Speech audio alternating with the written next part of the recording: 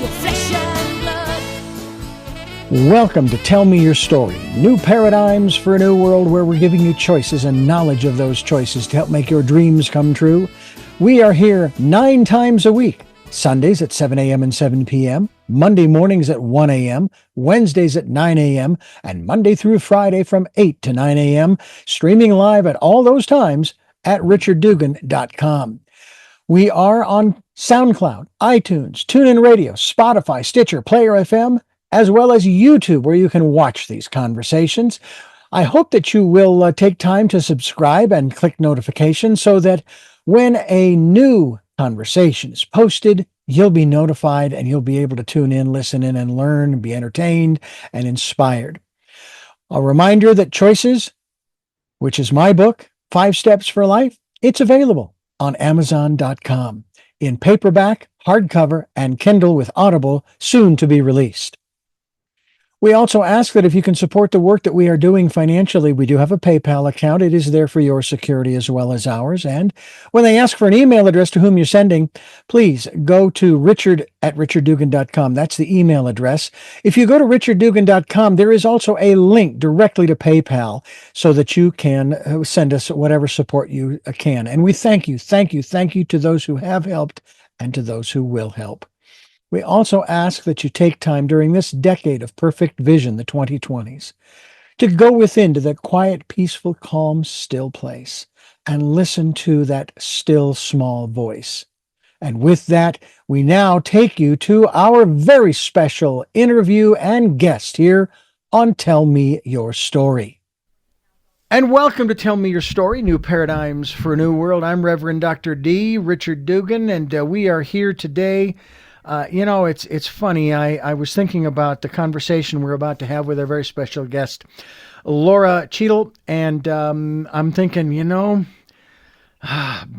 I'm burned out of Phoenix. I can't live there anymore. It's too hot. That isn't the kind of burnout we're talking about. Although it could lead to higher temperatures, but more internally, because we don't know what's going on. Lora, first of all, thank you for being with us. We're going to cover a couple of different areas, but it is really good to have you here because there are a lot of us right now who really do feel burned out, and it's not over work necessarily. Not necessarily over work. It's just over stuff. I mean, the things that are going on in the world, for one, let alone the things that are going on in our lives. Thanks for being with us. Yeah, thank you for having me. And you're right on. Burnout is so much more than we think it is. And in a way, it's just become a catch-all word for everything that we're experiencing, when it's really so much more than that. I had an experience, and I think this ties in, where I was laid up for 3 days. And this was years ago, several years ago, because I had worked, if I'm remembering the number correctly, I had worked either 7 or 14 days straight. Going to work, do my thing, come home, going to work, and so forth. Weekend was also somewhat, work related. And finally, the body said, we're done. We are done. You are not going anywhere. You're not doing anything. The 4th day, I decided I got to go into work. I cannot stay away any longer. And I actually had an interview similar to what we're doing here. And back then, we were just doing them on the phone. We weren't using Skype or Zoom or anything else. And I had the microphone near me. I got the guest on the phone, got the headphones on. And as I'm conducting the interview, I would start the interview. Welcome to Tell Me Your Story, blah, blah, blah, blah, blah. Ask the first question. And then I put my head down on my arms on the counter as the guest responded to my question. Raised my head, asked the next question, conversed, and so forth. Put my head down on my arms as they answered, and so forth. And that's how the interview went. Well, I have a good friend. I asked him to listen to the interview before I aired it. He said, don't. That's not you. So the body has a way of telling us, so to speak, when we are burned out. And it isn't always that dramatic. Right. It might be symptoms of another thing. I used to have, believe it or not, used to. I don't anymore. Without medications, I used to have high blood pressure. All right. The other day, I was working on a couple of the bicycles that we brought with us from our home in Santa Barbara up here to Twin Peaks, California. Putting the air in the tires just to see if, because we hadn't ridden them in where I'm 15, 16, 17, maybe 18 years. We hadn't ridden these bicycles. Now, they'd been stored, so they were fine. They weren't all rusted. And I got on the bicycle, and where we live, we have a hill uphill going to the west. We have a hill going down. This is from our front driveway, going downhill. Well, I thought I better go down, and I started going down. And I actually had to remember how to shift. I hadn't been on it in so long. I didn't realize that the pedals were so close and that my knee bent so much. Was not real comfortable. And then I finally got to a spot down the hill, braking consistently, where I'm going, okay, now I got to go back up. And I had to figure out how to downshift again. I got back up the hill. Well, that was a moderate form of exercise. Now, I'm still dealing with glucose issues. But when I checked it later that day, it was 115, which is incredibly perfect, okay?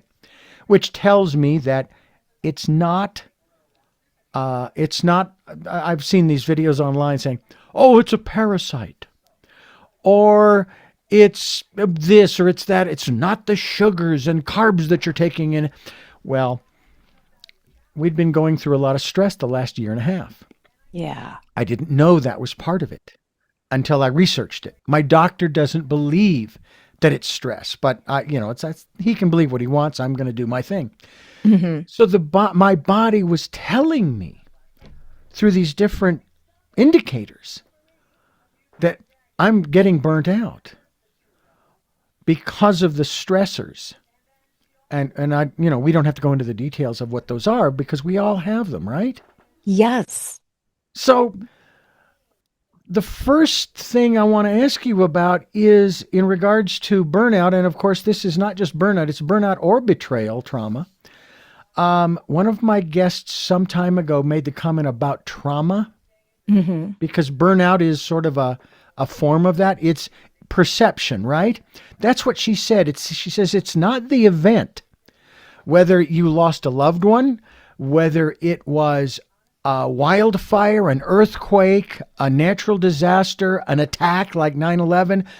Those are not the trauma. It's how we perceive them, right? Yeah. Talk about that. Yeah. It's so the chicken and the egg. Okay. One thing creates the other creates the other, and then things start perpetuating. When we have a trauma, whether it's big T trauma or little t trauma, whether it's just, I have been working for 100 days straight with no break. Yeah. We have too much stress. And burnout is defined by the World Health Organization as chronic stress that you do not have the skills and the ability to manage. So that is a thing. It's real. It can happen. We've all been in situations, my kids were 22 months apart. There were times even just at home where I was thinking, I can't keep up. I was a former corporate attorney. There's times at work where you're like, I can't keep up.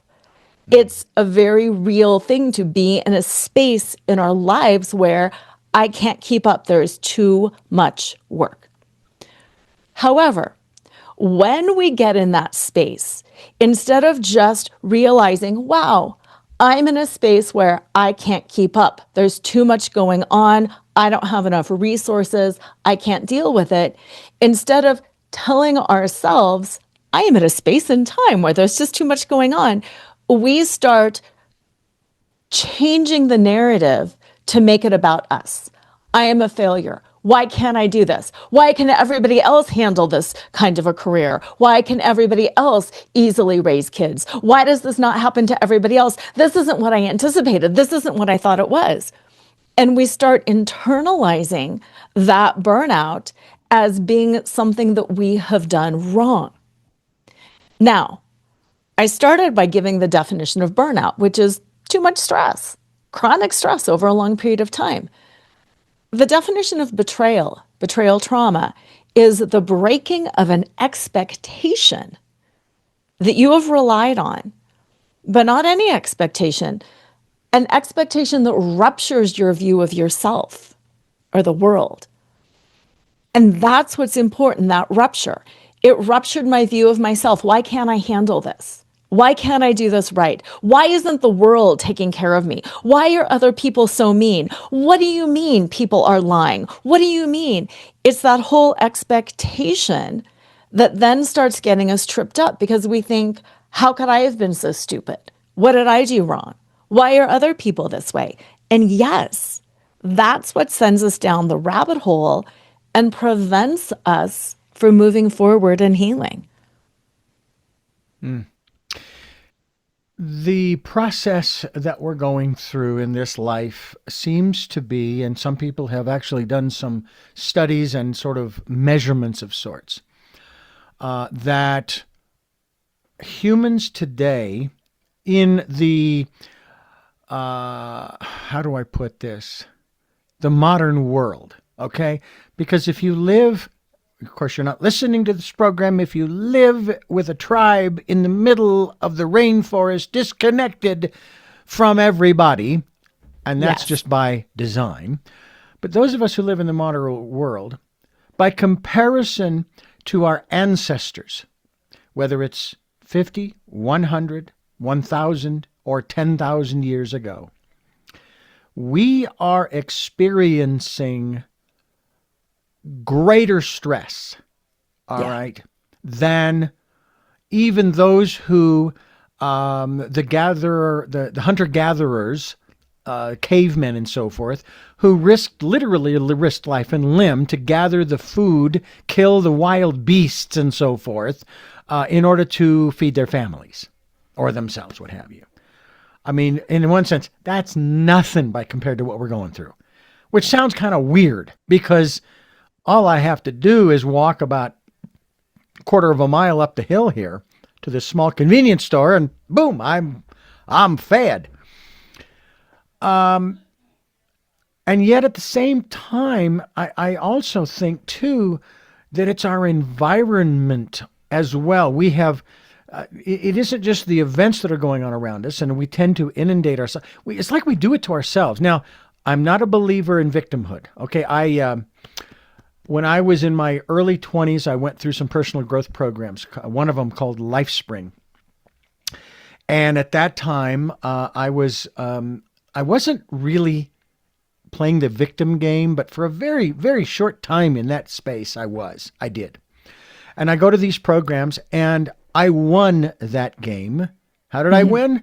Because I stopped playing it. And then, though it's still been around ever since, what I noticed that it reared its ugly head on the June 15th, 2015, on the national stage, if you will. Victimhood was back. And somehow, some way it became fashionable. And to me, victimhood is part of this problem because we're blaming others.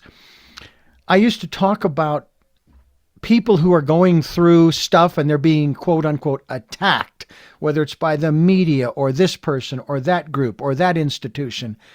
And I have to stop them. Now, I have to stop myself by saying, I wrote a book called Choices, 5 Steps for Life. So when I share this analogy, I say, no. Those groups that are attacking this person, it's not on them. This person chose this path to put themselves in the limelight.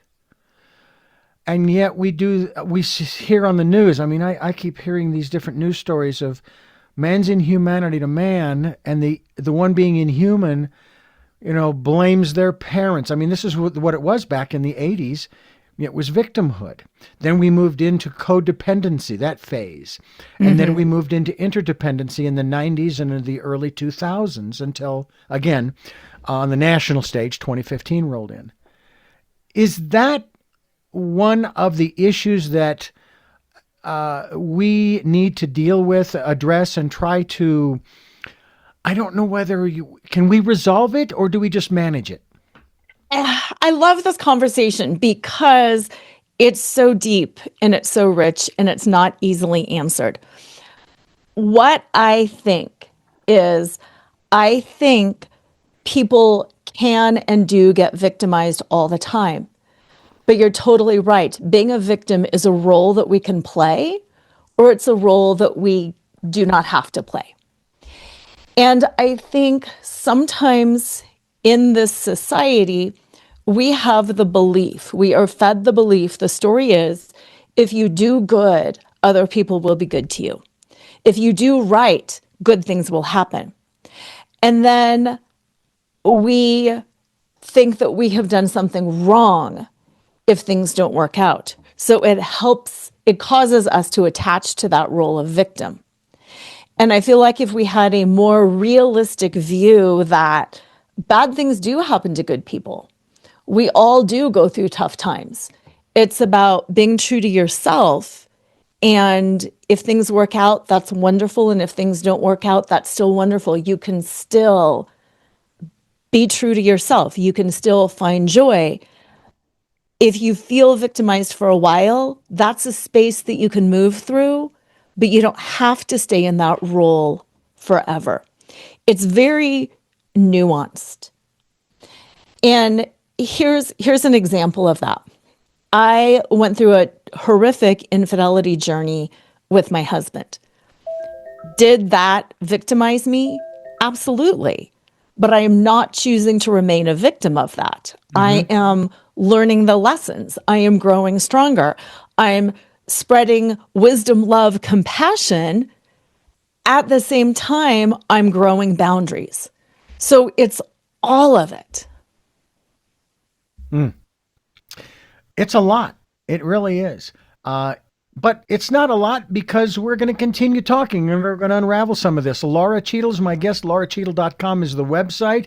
She has a couple of books. One in particular we're talking about today. It's not burnout, it's betrayal. 5 tools to fuel up and thrive. Oh, love the word, love the word, love the word. And then there's one we'll talk about when we continue here. Flaunt, drop your cover and reveal your smart, sexy self. Sexy and spiritual self. And we'll talk about that as we continue here on Tell Me Your Story. I'm Reverend Dr. D. Richard Dugan. Lora Cheadle is my guest. And that other book that you've got there, I'm not sure if that's for the guys or for the gals, but it's called Flaunt, Drop Your Cover and Reveal Your Smart, Sexy and Spiritual Self. Who's this for? For starters, who's this for? Because it sounds like it's more for the gals than the guys, because most guys don't really see themselves as sexy. Right. It's definitely more for the women. However, I have had many men read it and say, oh my gosh, these concepts, you're talking about it for you, but these concepts are everything that I needed to hear for me, because I'm finding that I am playing the role of being a masculine man instead of being who I am. Oh, wow. I mean, we've had conversations on this program in that regard, in terms of what maybe Robert Bly writes about in his books, in particular, the one we used back in 1993. I had a men's group of 3. And and we used his book, Iron John. And we would talk about what all of that meant. And even today, we're starting to realize, and I'm seeing these little videos from individuals, and what they're saying makes sense to me, that not only our society, but our relationships, and this is men's relationships, both with women and others, are killing them. Yes. Because of the expectations, which is an area that I want to get into. I'll share with you a phrase I came up with. All right. For example, and I'm a metaphysician. I'm a firm believer in the spiritual world. Yes. When I want something, for example, almost a year ago when my wife and I were evicted due to the landlords wanting to sell the property, we put out to the universe, and this is kind of the way we phrased it, we need a place to live. Now, we were renting. But before we moved to Santa Barbara, we owned a home in Phoenix. So it wasn't, we need a place to rent. We need no, it was, we need a place to live. Now, Yes. I had no clue that we would end up where I'm recording now. We ended up buying a house. Okay. And my phrase is, I have no expectations. However, I do have anticipation.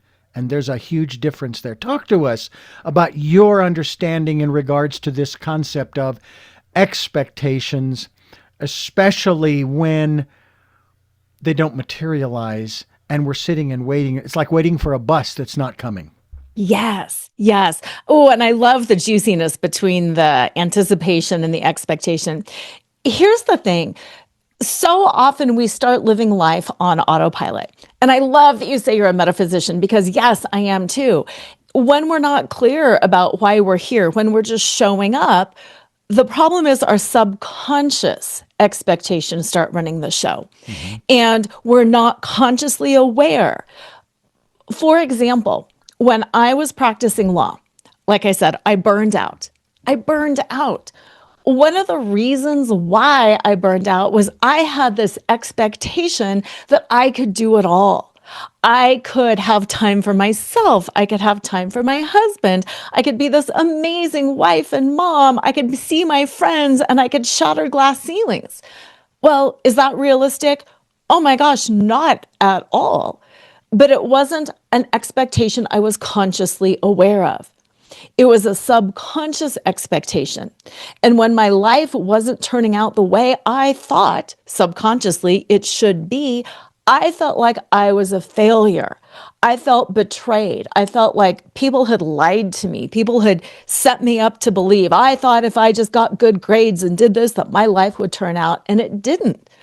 So it's this combination of having clarity around what you expect, both consciously, I want a place to live, and then also subconsciously, I think my life should turn out like this. And when you just start, know thyself, when you start knowing what it is you want, what it is you expect, not only do you allow the universe to bring that into your field of existence, but then it also creates that alignment within you that, yes, I deserve this. I accept this. I receive it. And then our view of ourself stays consistent and we move to that higher place. You have an acronym, and the acronym is FUEL, because you are trying or working to get us to basically fuel up in order to thrive. And I have to tell you that word, thrive, at first I thought I had created a new word when I was talking about moving from survival to thrival. Turns out it's a word. Okay. Thrival is a word. But this acronym FUEL, F-U, and actually look, okay, it's just reversed there. F-U-L-E. I know how to spell fuel. Wait, F-U-E-L. Yeah. Oh, it is F-U-E-L. Yep. I'm sorry. Fuel. I'm going to go back to third grade and learn how to spell that. Find your why, uncover the truth, expectation management. And now you just went through that. So is it a management, or is it not having expectations? Are expectations okay as opposed to just anticipation? Yes, I think it's really important to have expectation management. How I talk about it in the book is, first, you have to identify what those expectations are. Then, second, you need to communicate those expectations to yourself and to the other people around you. And then third, advocating on behalf of your expectations. Because if you don't know what you want, how are you able to communicate to other people what you expect, what you want, what you deserve? And it's harder than we might think. Sometimes we show up for a meeting and it's like, why am I here? It's the difference between sending out a meeting agenda just saying, yeah, we're going to meet, and then sending out a meeting agenda with an actual agenda. We're going to check in. We're going to solve some problems around finances, and then we're going to create a new logo, and then we're going to be done by noon.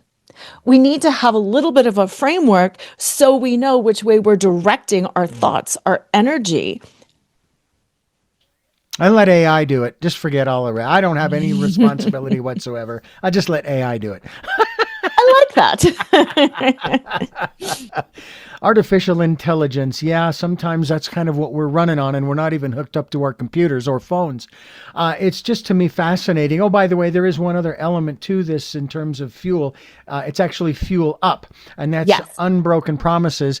I want to ask you, and this is, I'm going to go here. I don't care because I know you've dealt with this before. But before we do that, Lora Cheadle's my guest. LoraCheadle.com's the website. And once again, that book, not once again, it's not Burnout, it's Betrayal, 5 Tools to Fuel Up and Thrive as we continue here on Tell Me Your Story. Reverend Dr. D, along with Lora Cheadle, and I want to ask you, I'm as I said earlier about victimhood. Sorry, not going to play that game. If I were a woman and I got pregnant, I'm either pregnant or I'm not. All right. There's no a little bit. I'm 50%. It doesn't work that way. The same thing with our lives. You're either a victim, which is in your head, or you're 100% responsible. And you had mentioned, and part of the reason probably why you have written this book, is the fact that you went through in your relationship betrayal. So my question to you is, how much responsibility do you have, accept, take? And then your husband, how much responsibility does he have, accept, and take for the betrayal, if you will? So much easier to ask than it is to answer. I am 100% responsible. Okay, that's fine. Yeah, I am 100% responsible for my healing. 100%. I am 100% responsible for what I do with it. He is 100% responsible for his healing going forward. He is 100% responsible for cleaning up the mess, taking the damage. We both, marriage is hard. Life is hard. Relationships are hard. Did we have some problems? Of course we had problems. Did I cause the infidelity? Heck no. That was his choice. He made a choice. There are reasons why he made it. Were there possibly contributing factors? Of course, but I have nothing I did made him cheat. What if I told you that you are responsible because you chose him and the relationship? Now, Yes. you didn't know where it was going. You didn't know where it was going. Okay. Just like I'm in my second and last marriage. Okay. I like it. I'm going to go through the divorce thing again, but I chose my first wife. I was 23, and believe it or not, when we met, she was 17. We didn't get married till she was 18, and we lasted 15 years. All right. Mm-hmm. So from that standpoint, again, we make choices. As I mentioned, my book, Choices, 5 Steps for Life. The first step is making a choice. And Yes. so to me, and so talk to us about it from that standpoint that, well, I chose to be with this guy. Okay. I didn't know where it was going to go. All right. However, where it went gave us both new choices, and I don't have to say, and it sounds like, and you're still together and maybe stronger than before. Yes. Much stronger. Much stronger.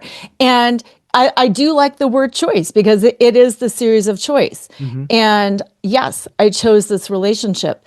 Did I know some of the things that had been going on with him? No, I did not know that. So as things develop, we make those choices every day. Is he going to continue to do his work? Yes. Am I going to continue to do my work? Yes. At any point in time, could we choose not to be with each other? Yes. Yeah. We absolutely can choose that. Mm-hmm. But yeah, it works, and it works well when we are both in our own power in our own place of choosing. And no, I am not a victim. He is not a victim. We are not being altruistic by being with each other. We are each actively making a choice every day to move on. Yeah. I had a conversation with my 91-year-old mother, Wow. who is just, I think she's like in her 40s. I mean, she is just that. I can hear it in her voice, and I compliment her on it all the time when I talk to her on the phone. Man, you sound great. I'm so glad that you're feeling good and doing good. However, she is by herself now because my father passed away a couple of years ago. And they were together married for almost 62 years. And I had wanted to ask both of them this question, but since my father is gone, the other day I was talking with her and I said, Mom, I have this question I've been wondering about because, I've myself, like you, have dealt with issues in this present marriage. And I said, before Dad passed, did you guys maybe go down a laundry list or maybe a coverall, I forgive you for, et cetera, et cetera, et cetera? And she said, no. She said, no. She said, when we got together and we decided to get married, and as a matter of fact, she says it was like in the first few weeks of the marriage, when we would start to get angry and sort of attack one another, we would stop. It was really funny too, because she was yelling at him over whatever it was, right? But he wouldn't yell back. And she says, well, wait a minute, you're not playing the game here. You're supposed to yell back and we're supposed to do this. And what she said was, we decided early on, and again, a couple of weeks into the marriage, that if we had any issues, any problems, we would stop and in low tones or normal tones, we would talk. We would converse. Now, in the 70s, they went through a thing called marriage encounter through the Catholic Church, which we were all born and raised Catholic. And she says, so no, we didn't have anything that we needed to resolve before his passing. And I thought, wow. Now, stereotypically, forgive me for putting it this way, gals keep a scorecard. Guys don't. And in my first marriage, as in this one, I don't care. I don't like the drama, all of that stuff surrounding that. That's not to say that my voice hasn't been raised to raise the roof, okay, on a few occasions. But especially since we've moved, we both hate that dynamic in the relationship. And so it's not a question of we avoid it. It's a question of dealing with it another way. Talk to us about how to do that, how to transfer. Because there are those who say, oh man, it's that's good for a marriage to fight and do that kind of stuff. Yeah, well, the problem is I've seen too many 48 hours and Datelines where it winds up that now the husband is going to prison for life because he went a little too far or she went a little too far and so forth, and those kinds of things. Talk to us about how to ramp it down to where the two of you, because I'm only guessing here that you and your husband probably had some of those, not physically, but knockdown, drag out fights. Here's, again, I love it because it's nuanced and it's deep. My husband, as well as many people out there, has complex PTSD.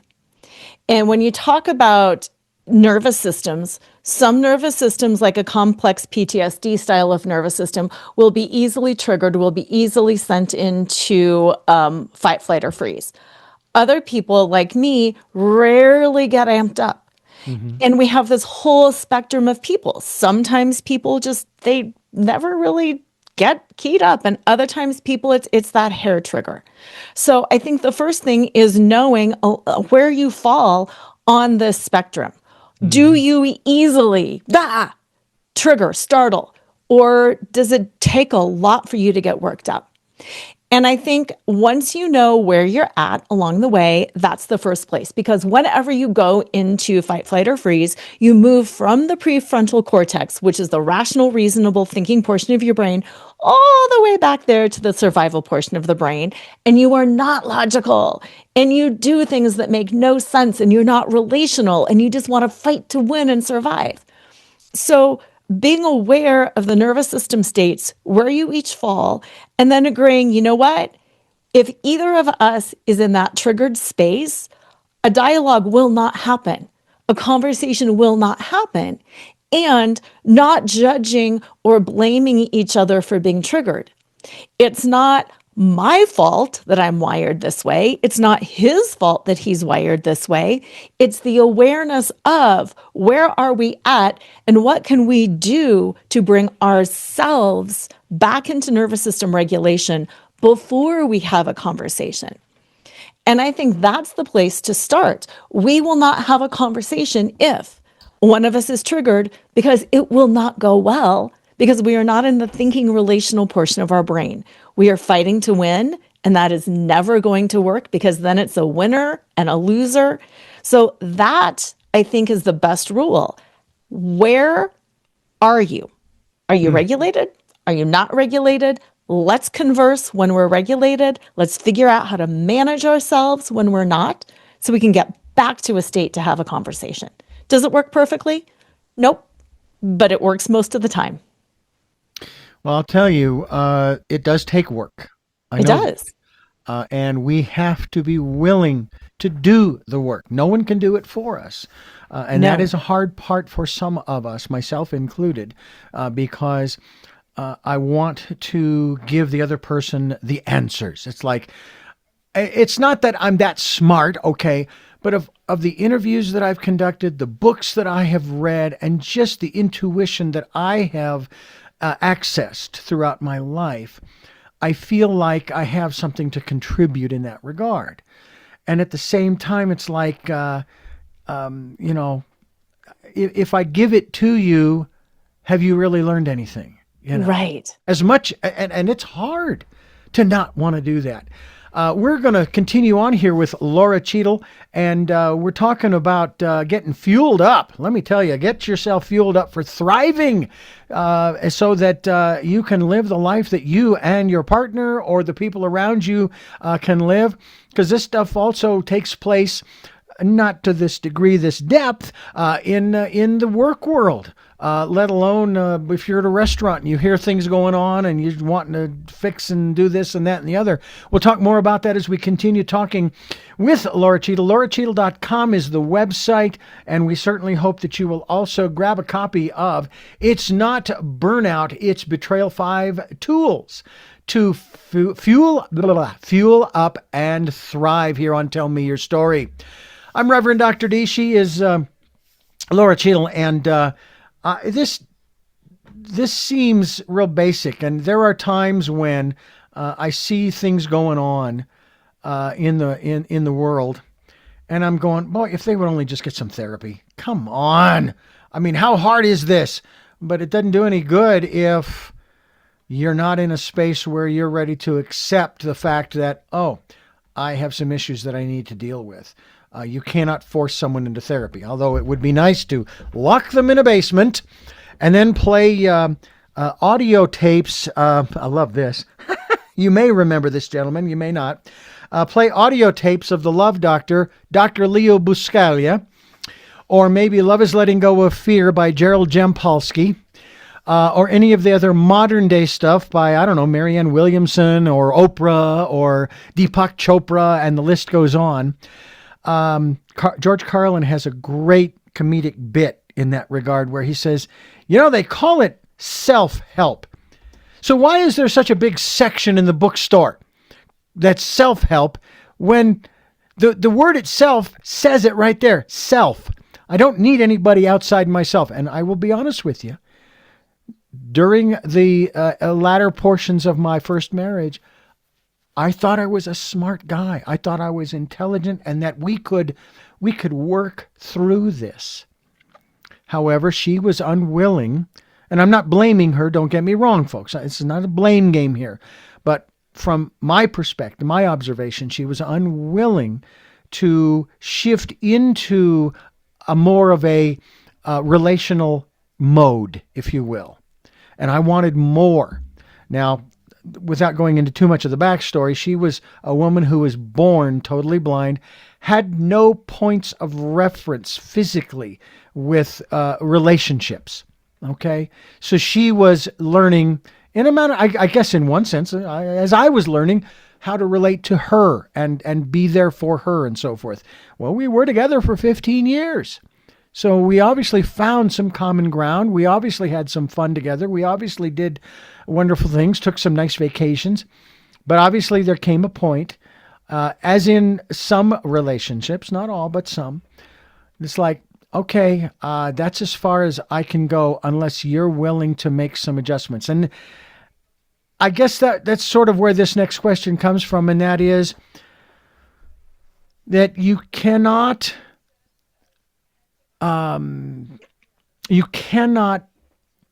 make someone or coerce someone into changing. It must be, I think the right word is volitional. I think that's right. It has to be their choice. Their choice. Yes. Ultimatums don't work either. I'm sure if you have kids, that doesn't work.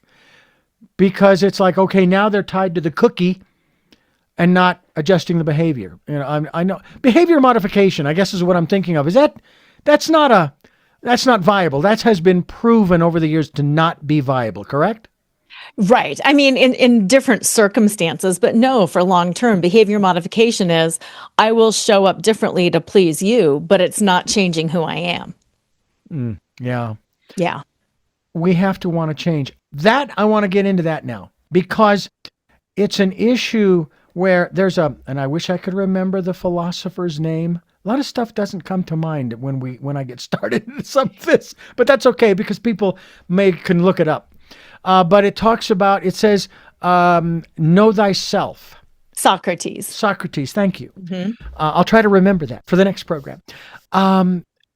That to me, especially in this day and age, when it's so easy to intentionally lose oneself in the devices we have, the screens, I guess that's the term I want to use, the screens, that we tend to not only shut out the outside world, which means the people that are in our immediate range, but we also shut off ourselves to ourselves. Mm-hmm. With the screens issue that we have today, and this is globally, not just here in the United States, what are your suggestions for beginning the process of starting to know thyself, learn about who and what I really am on the inside? Yeah. I think you are so right. Screens, distractions, all of those things. One of the simplest things that we can do is sit with ourselves with no device. If you can go outside, take a walk or sit under a tree, and just to give ourselves a moment, a minute, build up to 3 minutes, build up to 5 minutes, build up to 20 minutes of just the ability to be present with yourself and to allow yourself to feel whatever comes up. And it's going to be uncomfortable, and it's okay to feel uncomfortable. It's okay to feel like you need that. But I think the best place to start is just starting with yourself and being able to sit with yourself. Mm-hmm. Sit with yourself, which now what you're doing is you're telling me that I have to sit with that person that I really don't know. Mm-hmm. Do we want to approach it from the standpoint of being let's just say, being at a party, okay, and mingling to get to know ourselves? But it's a party of one. Although, let me ask you about the important integration of our intuition in helping us in that process. Yeah. Yeah. It's both. I think there's times where it helps to ask ourselves questions. How do I feel about this? What is really underneath the surface? The U in Fuel Up is, about uncovering what's really there. So yeah, sometimes questions can really help us answer what's going on. Whenever we ask ourselves a question, it opens up a loop in the brain, and the brain scans the environment seeking that answer. So asking questions is really helpful. However, again, in the theme of knowing thyself, sometimes we are so locked into doing and proving. And when we approach getting to know ourselves as a task, I'm going to ask myself questions, I'm going to get to know myself, it becomes more of that state of doing instead of that being. So knowing when to softly ask those questions, knowing when to deep dive, and also knowing when to just back off and allow yourself to be. Now, there's a phrase we talk about. A lot of people are vested in perfection. Okay. Yes. Now, there is a passage in the New Testament where the statement is made, "Be perfect, even as your Father in heaven is perfect." Okay, you can parse that any way you wish to, folks. And so I started doing some research, Laura. In the Old Testament, there's passage after passage that says, "I am that I am." And so my intellect, my logical mind thinks, okay, well, God is neither good nor bad, right or wrong, good or evil, etc. There's no duality in that respect. So what does that mean to be perfect? And then it dawned on me, oh, what it means to be perfect is just to be who you are. Yes. But a lot of folks are still searching for the who they are. I love one of my guests. I says, "Do you think one day we will know who we are?" And they said, "No. One day we will know who we have always been." Talk to us a little bit about just being, and maybe even incorporating that concept of perfection in this context. Yeah, I love it. Because yes, we are perfect. If we are created in the image and likeness of God, our creator, we are divine perfection. And you're right. It's the duality. I am perfect in my imperfection and I am perfect in my perfection. And having that realization that I don't need to please, I don't need to conform, I don't need to perform. This is who I am. So whether it is a workplace relationship, whether it's a relationship with yourself, whether it's a relationship with your partner, how can we each be in that place of knowing and accepting ourselves? Because there's a difference between knowing headspace, oh yeah, I can be perfect, this is who I am, it's all good and bad, and accepting it. Because we still think there's always something more we need to prove or we need to do. And I really feel like the magic is in that acceptance. And here's the other side of the coin, I think that a lot of us miss. Okay, we can get into that for ourselves, but everybody is perfect. I am one with you. You are one with them. They are one with me. There is no self and other. It's all oneness. And if I am accepting myself as perfect, I also have to accept everybody else as perfect. And boy, do I really want to judge people. And there are people who are the epitome of that in our world today. And there's another that's another part of that equation, because we know there are other people in the world that are that way, but we don't want to be that way. It's not productive. It's not matter of fact, it's actually harmful to our health and well-being, isn't it? Yes. Yes, because whenever we are judging what we don't like, it means we are becoming what we don't like.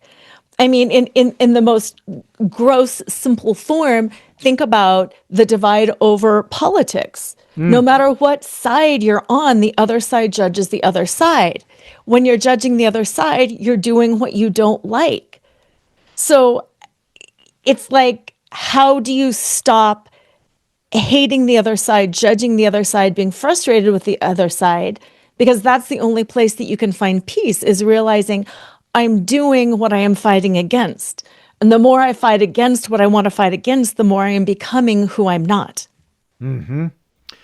Yeah, and that is a hard one for a lot of folks because they're so vested, and it isn't Yes. just politics either. I mean, I worked for a Christian radio station for 15 years back in the 80s, and the judgment. I love to pray. Yes. They always brought this up. Judge not, lest ye be judged. It's like, yeah, okay. Are you hearing what you, as in that one movie, do you hear the words that are coming out of your mouth? Right. It's like, hello, and so, is there a step that you have discovered that helps us to shift out? Because sometimes it's not enough to say, when you point at someone, you got three fingers pointing back at you. It's like, well, okay, that's cute, but it Right. doesn't resolve the judgment. And I guess, and it's kind of like the way I've looked at specifically politicians, but those in the clergy as well, especially in the 80s and early 90s, when they came out and owned it, took responsibility, you know what happened, don't you? It went away. Now, they may have gone away too. I always think of Al Franken and this one woman and her perception. I'm not disbelieving her, but it was her perception of what he did, whatever it was unacceptable, inappropriate. He owned it and he stepped down. He apologized. He didn't say, Yes. well, I'm sorry that she felt that way over what I supposedly did. No, no, no, no. I apologize for my part in it, and so on and so forth. And then he stepped down. Now, he's come in and out of the news over the years, but for the most part, when they don't own it, Yes. like Gary Hart. We remember Gary Hart, don't we? Hey, I'm not a womanizer. Follow me and see. They did, and he did. Yes. And that was the end of that. I guess the best cartoon and also picture was him in one of those helmets sitting on a tank. And it's like, oops. So even though I may not verbally say, okay, here are my picadillos. Here's my list. If I would never go into politics, but if I were to go into politics, I would sit down to start with and I would write down all of my foibles. A therapist once said I had character flaws. It was the last session I had from her and I never paid her. She also accused me of not having enough male friends because when she asked me, can you name off some of your friends? And most of them were women. Like, that's a problem. Right. I just didn't think of the guys. My best friend was a guy. Anyway, so let's talk a little bit about that aspect. Is it important, and it's not something that you have to share with anybody, but how important is it to sit there and say, and maybe it's not because you're now rehashing the past, but maybe those are things that have been holding you back. You've been feeling guilty and so forth, which is a waste of energy and time because you're saying by that guilt, if only I could go back and change. But if you could, you wouldn't be the person in the present that you are. So talk to us about maybe doing a private exercise like that and then maybe putting it in the fireplace, burning it, after you've done it. I like to talk about the difference between revealing versus being exposed. Okay. When you reveal parts about yourself, parts about yourself that you're not proud of, parts about yourself that are uncomfortable, it really does take the power away. And you are in control. You are doing the revealing. So you are the actor, you have agency, and that's where we need to be. Whenever you feel like, I am afraid this will be exposed, that's where you need to be aware, because when somebody exposes you, they are ripping the cover off of you and they are exposing it. And that is their agency and their power. And then that, again, like we were talking about earlier, puts you in this role of, oh my gosh, I'm being victimized. I'm being victimized.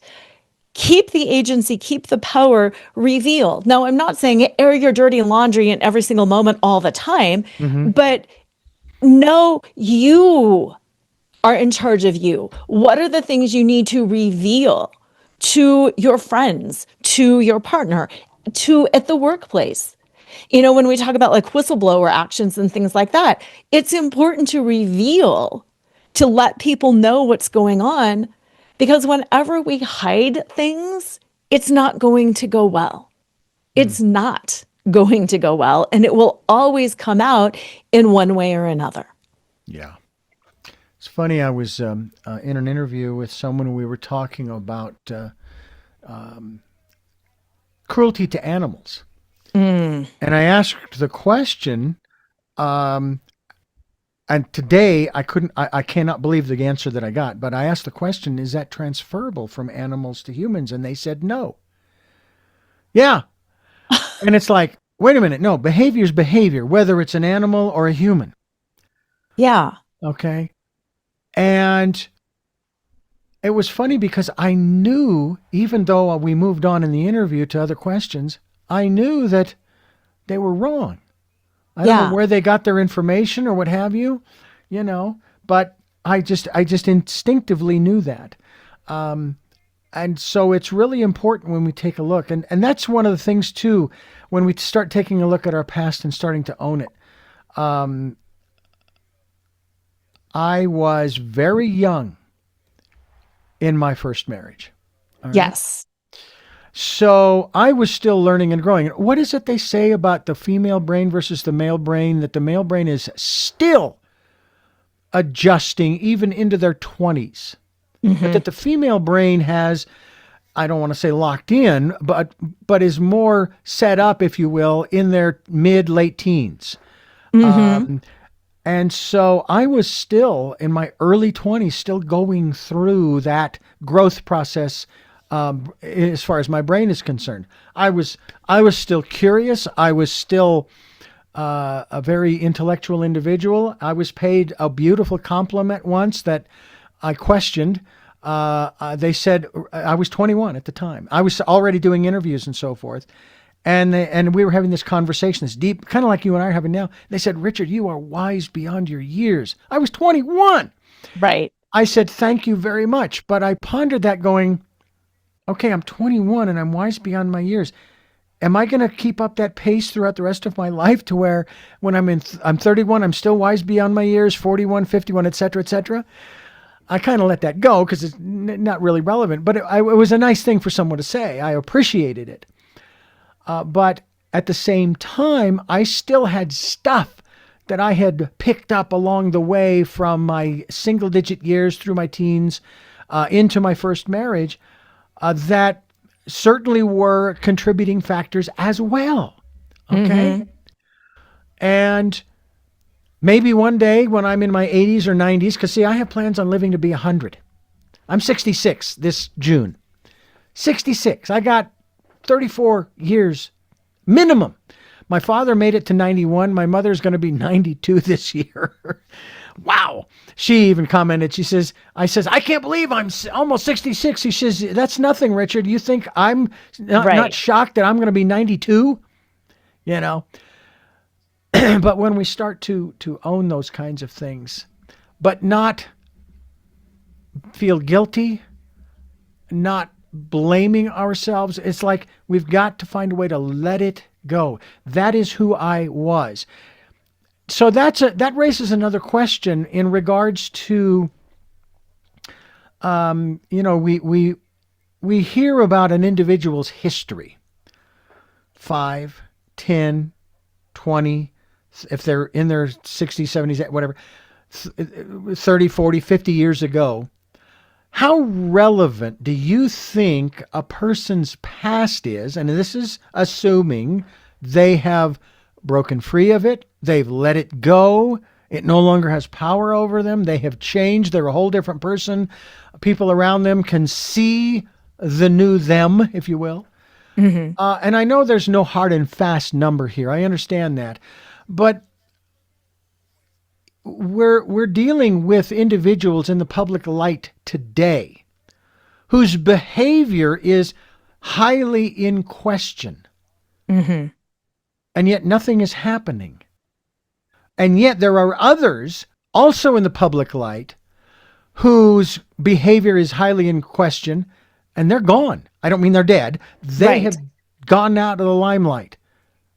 Why haven't these others who the same issues, exact same issues, and they're still there, and they even deny it? And it's like, this guy still denies it, but he's here in California, one representative. You're familiar with the story, I'm sure. He's out. He was running for governor of California. He's out. Whether the accusations were true or not, he's out. Al Franken, that other example. He's out. It didn't matter to him whether the accusations were true or not. He didn't like the perception. Is there a way for us to reintegrate into our society and civilization individuals who have had, we'll call them shady pasts? Yeah. Yes. There's absolutely a way to do it. And I think a lot of it is who you are inside. By way of example, I'm still with my husband after his infidelities. I was just going to ask you, you did it. Yeah, this is multiple infidelities. This is not good stuff. Right. He has changed. He is true to himself. He changed for him. He didn't change for me. He is not hiding what he did. He will talk about it on my podcast. He will talk about it to our family, to friends. People can ask him questions, and he shows up transparently and in integrity. So I think sometimes when people are in integrity, they realize, you know what? This is maybe not the world that I wanted to be in. Maybe if the political world caused, air quotes, caused people to not act in accordance with who they are, then I don't want to be there anymore. It's like hanging out with a bad friend who you always seem to misbehave around. Then, okay, now that I'm aware, I'm not going to be in that with that person, not be in that realm.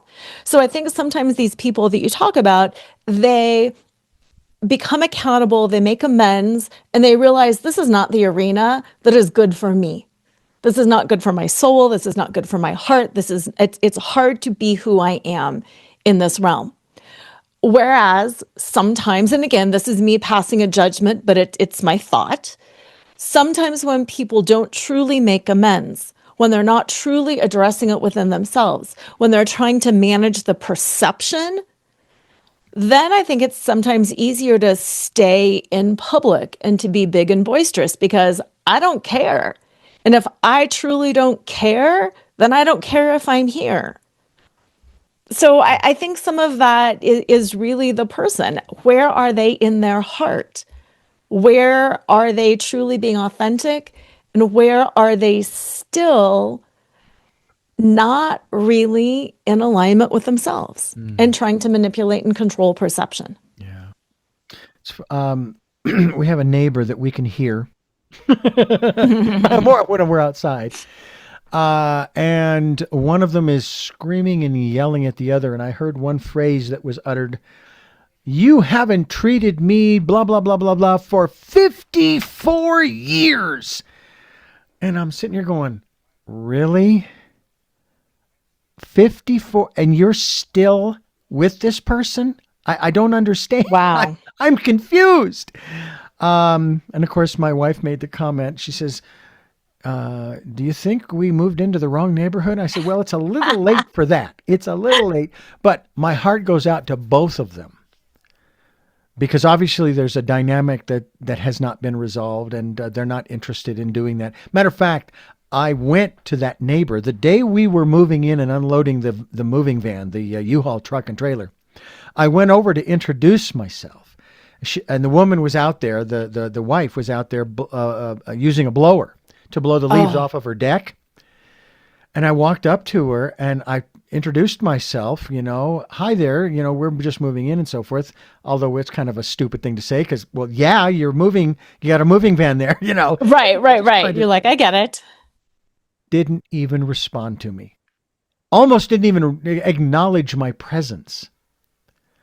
And I don't know why. And there's a part of me that would love for us to go over there and knock on the door and say, hi, we're your new neighbors. But it's like, but the neighbors on the other side who are doing remodeling in the basement of their home, where there's a lot of racket, and they apologized for that. I said, hey, no, don't worry about it. We can't hear it in the house. Good. It's not a problem. Good. And they have given us permission to use their driveway deck, because a lot of these houses are built on hills. And so the deck is actually positioned on the same plane as the road, but the house is down. So you have to walk down a bunch of steps to go through the front door. But they've given us permission to A, if we chose to park on their deck if they're not there, or B, we use it to turn around and pull into our driveway. Right. So that was a good thing. And then I've met many, many people up here who are walking their dogs or just going for a walk. And it's just really, really, really nice. Very friendly up here. In the grocery stores, I can't believe how friendly people are up here on the mountain. That's really nice. Whole different world. We're talking with our very special guest here on the program, Lora Cheadle, and her book, of course, which we certainly hope you'll get a copy of, is entitled, ladies and gentlemen, It's Not Burnout, It's Betrayal, 5 Tools to Fuel Up and Thrive. What does thriving mean to you? Define it for us from your perspective. From my perspective, it's feeling joyful. It's being able to wake up with a sense of anticipation that, you know what, cool things are going to happen. I'm going to have fun. It's not that every single moment is fun. It's not that I'm living life as a party, but that I have meaning, that I have purpose, that I will go to bed at the end of the night feeling satisfied in some capacity. Again, not that every single moment is like, woo, jubilee, but the trajectory of my life, I have meaning, I have purpose, I have satisfaction, I feel good, I have meaningful relationships, and I feel like I'm here for a reason. Mm-hmm.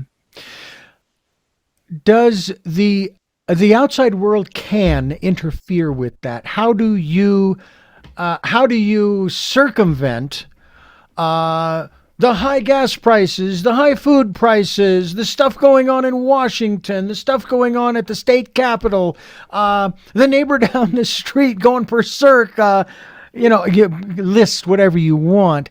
How do you circumvent all of that so that even though I know you cannot be in that thrival mode 100% of the time, we have our ups and downs. That's just the way of life. Right. But how do you shift? Right. The F in fuel up is for finding your why. And yes, it's totally normal to go down rabbit holes. And when you do, feel it, cry, grieve, mourn. I think that's very important. And then find that why. Why am I here? Why is family important to me? Why is connection important to me? Why do I care? Always coming back to why. Why am I doing this? We have personal reasons. We have professional reasons. We have very practical reasons like, I need enough money to pay for this. But we also have aspirational reasons. Why do I do this? Because I aspire to change lives. Like, connect with all of those reasons why, because there's always something you can come back to. And when you can come back to what it is, then it's okay. I'll get through this. I am still living on purpose. I am still valuable. Mm.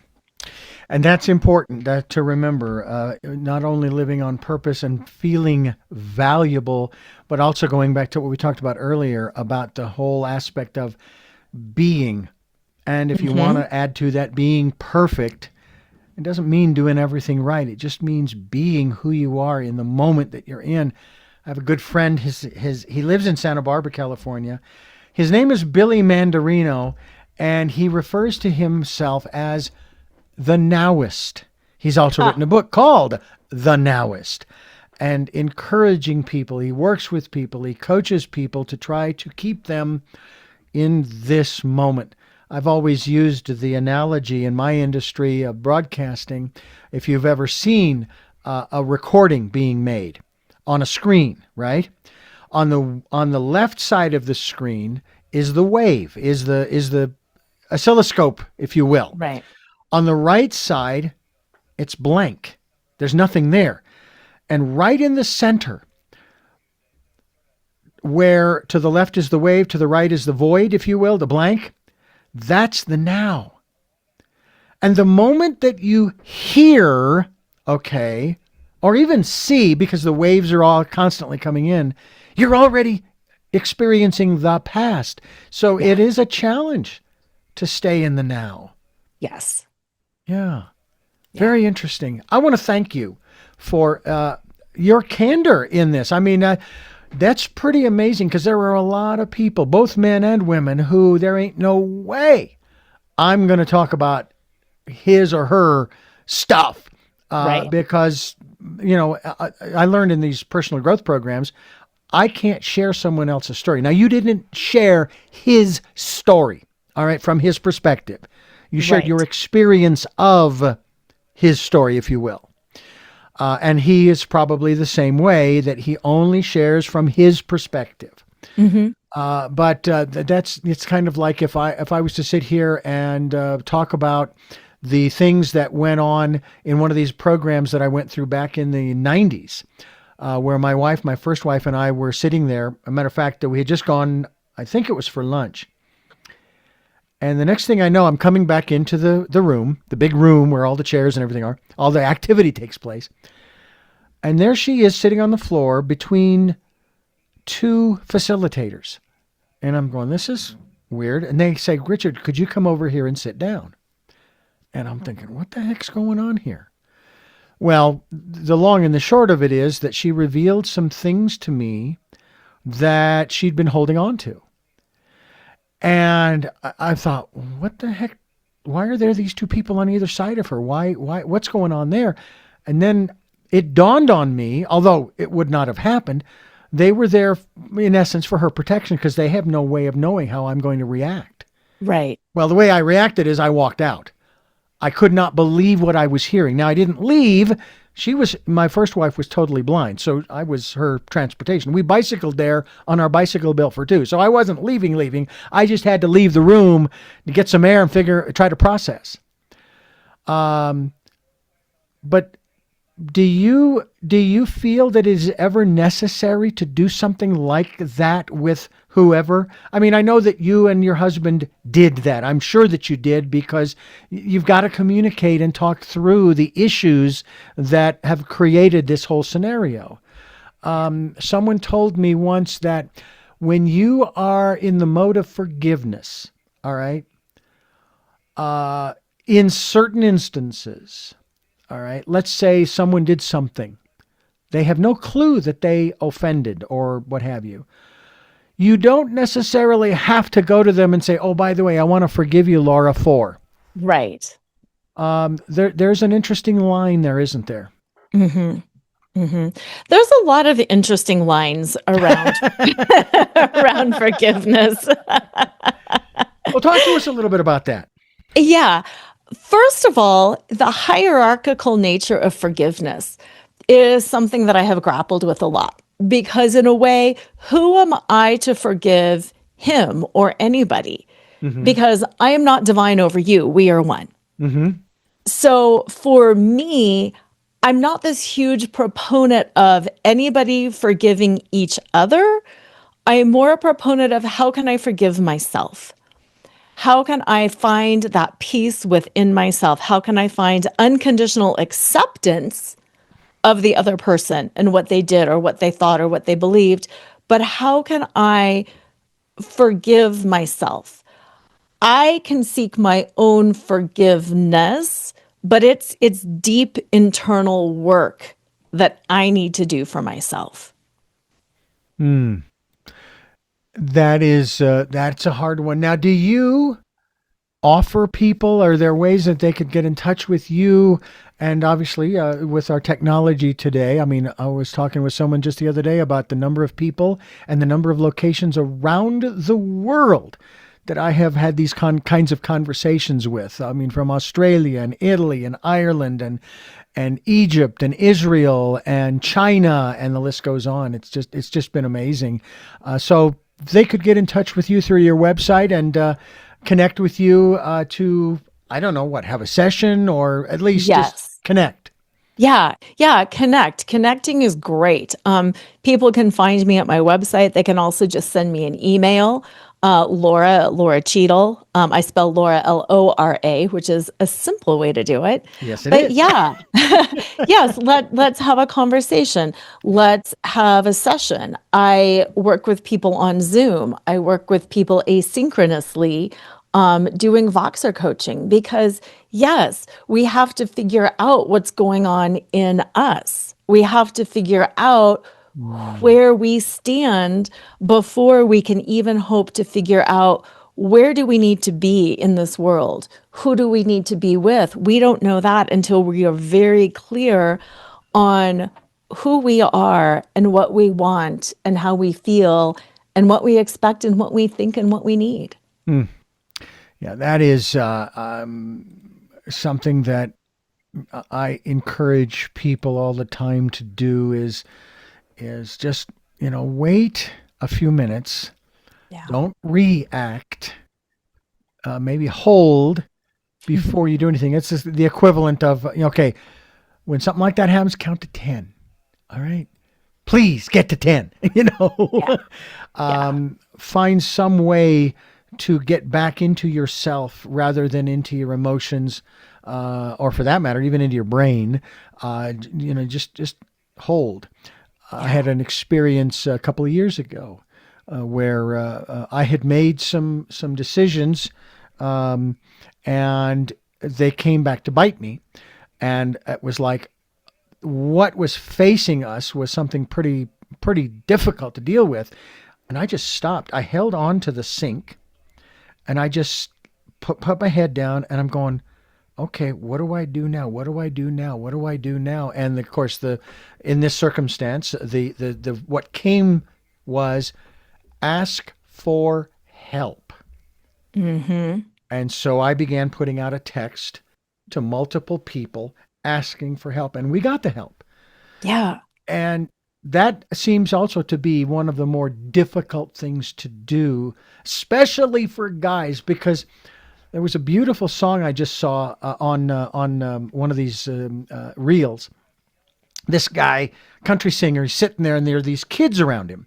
They're singing along with him, and the song basically has to do with, if you feel like crying, go ahead and cry. And guys, it's okay. Boys, it's okay.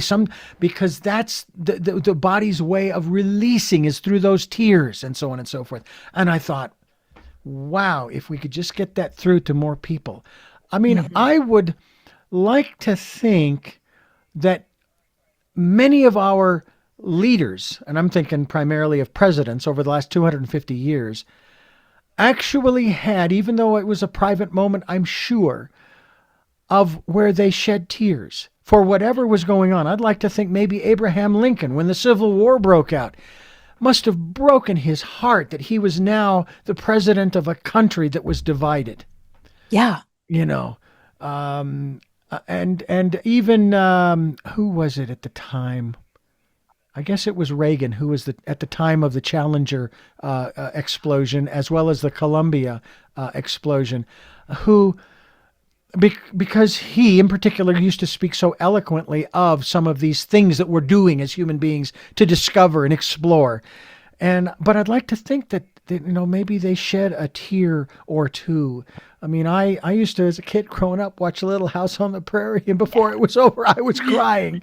Every week. Every week it was, and I kept it to myself. I didn't, I wasn't bawling, but the tears were coming down. But I do have to say how good that feels. It really feels good. So it's not just for women, guys. We're all made the same in that respect. So it's very cool. I want to thank you for being candid, as I mentioned before. I do want to ask you three final questions that I ask all of my guests. What I've asked you is unique and different and all that good stuff based upon your book, which, by the way, is, I think, something you should pick up. By the way, is it available in Audible? The Burnout book is not, but Flaunt is. All right, Flaunt. We'll have to get into that in another program. It's not burnout. It's betrayal. 5 tools to fuel up and thrive. Get yourself a copy. I'm sure it's available on Amazon. You can go through the portal that we are calling Lora Cheadle. That's LoraCheadle.com. Please go there, get yourself a copy as well. And we hope that you will continue to be listening to this program and watching it. Tell me your story, New Paradigms for a New World, where we're giving you choices and knowledge of those choices. To help make your dreams come true, we're here on Sundays at 7 a.m. and 7 p.m., Monday mornings at 1 a.m., Wednesdays at 9 a.m., and Monday through Friday from 8 to 9 a.m., streaming live at all those times at richarddugan.com, with podcasts on SoundCloud, iTunes, TuneIn Radio, Spotify, Stitcher, Player FM, Blueberry, iHeartRadio, Amazon Music. We're on YouTube and we're on Rumble. We're going to expand that video outreach as well. And we hope that you will subscribe as well as click notification as well. We hope that you'll get a copy of my book, Choices, 5 Steps for Life, available on Amazon. And it is available in hardcover, paperback, and Kindle. You can go to richarddugan.com. There's a link right there that'll take you right to Amazon. And if you could leave us a tip, if I was a piano player like Billy Joel, I'd have a big old jar. In my case, no piano, no jar, at least not literally. Virtually, it's called PayPal. Put my email address, richard@richarddugan, in and support us in any way that you can. And thank you to those who have helped and to those who will help. And finally, we ask that this ties into what we were talking about earlier, Lora. We ask that you spend some time during this decade of perfect vision, the 2020s. And we ask you to spend some time going into that quiet, peaceful, calm, still place that, I remind you, no one else can get to. And listen to and follow the promptings of that still, small voice. With all that said, we now ask our final 3 questions of our very special guest. The first of those is, who is Lora Cheadle? Lora Cheadle is excitement. Lora is sparkly joy. And Lora is also very tender softness. What gets you up in the morning? Possibility. Possibility of connection, possibility of fun, possibility of magic. And finally, what was your best day? Oh, that's a tough one because I have so many best days.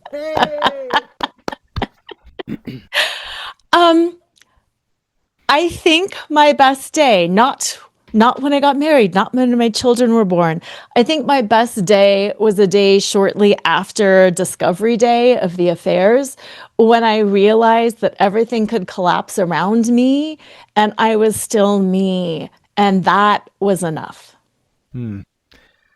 Well, thank you so much again for being with us. And I thank you for listening to and watching Tell Me Your Story. And until our next broadcast, podcast, videocast, love to lol. Jeanette, I'm still listening. Dad, continue to be happy because I am. Smokey, I'll see you on the other side. Mike, thanks for being in my life and letting me be in yours. And to my dear friend Zorro, aho, aho.